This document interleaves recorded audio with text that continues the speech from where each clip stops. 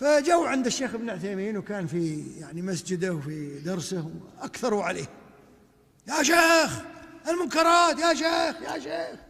بعدين قام واحد ومتحمس جدا، والشيخ خلص سكر الكتاب، الناس طلاب علم كتاب، لكن سكر الكتاب الشيخ، سكرنا، والشيخ خلاه يتكلم، وهذا هايج إلى متى؟ كيف تسكتون؟ كيف تكتمون العلم؟ كيف تكتمون؟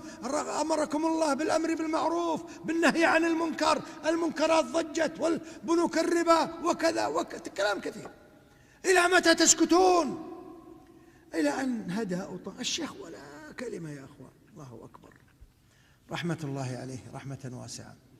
خلاه لما فرغ البطارية كلها. يوم انتهى الشيخ قال: خلصت؟ بهدوء. قال: نعم خلصت. قال: بسألك سؤال. الشيخ يقول له: أبسألك سؤال.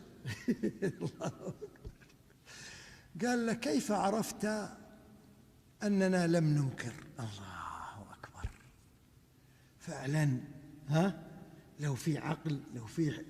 قال له: كيف عرفت أنه ما أنكرنا وما رحنا وما قلنا؟ كيف عرفت؟ قال: لأن المنكر. قال: لا تعلمني كيف عرفت. هل تستطيع تجزم أني أنا ما رحت؟ كيف تعرف أني أنا ما رحت، أو أن إخواني المشايخ الآخرين ما راحوا؟ كيف تعرف؟ لو في عقل كان المفروض يذبح نفسه، هذا لو في حياة المفروض يذبح نفسه حقيقة. كيف اتهمت العلماء كلهم؟ أسهل من التهمة يا أخوان ما في. كيف اتهمت المشايخ والعلماء كلهم؟ الشيخ عبد العزيز مشايخ كبار، كيف اتهمتهم أنهم لم ينكروا؟ قال له: على كل اقعد. كان واقف، قال له: اقعد. هديت، اقعد. قال: لا والله رحنا. قال: لكن احنا إذا رحنا ما نرجع لجينا المسجد وصعدنا المنبر نقول: يا أيها الناس إني قد ذهبت إلى الأمير وأنكرت عليه 1 2. قال: لا والله ما احنا من هذا النوع، ما احنا من هذا، نسر، حنا نروح ونكلمهم بيننا وبينهم، إن سمعوا فذاك، وإن لم يسمعوا فقد أدينا الذي، وما نبي نعلن. قال: ولا احنا راح. وقال له: أذكرك، قال: جاء الناس وأكثروا على أسامة بن زيد، أما ترى ما فعل عثمان؟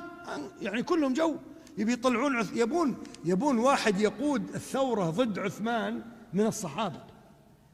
فجاءوا عند أسامة بن زيد، قالوا: هذا مقدور عليه، يمكن هكذا فكروا، لكن الصحابة يا أخوان قالوا: تعال شوف، عثمان فعل كذا، عين الأقارب، عين مدري من، وسوى كذا وسوى كذا. عثمان لما تنكر عليه؟ إلى متى ما تنكرون عليه؟ قالوا: وش دراكم أنه ما أنكرنا عليه؟ نفس الكلمة ذكره بها. قال: أو كلما دخلنا على عثمان وتناصحنا وإياه نأتي إليكم ونخبركم بذاك؟ لماذا؟ يلا طردهم أسامة بن زيد. فالشاهد يا أخوان، إحنا نقول هكذا الإنكار عندنا فيه أسلوب ووسيلة. ما تروح تحمل السيف وتنكر تقول أنا بننكر، لا تنكر ويتولد من الشر منكرا أعظم. ما سويت شيء، لا ما ينفع.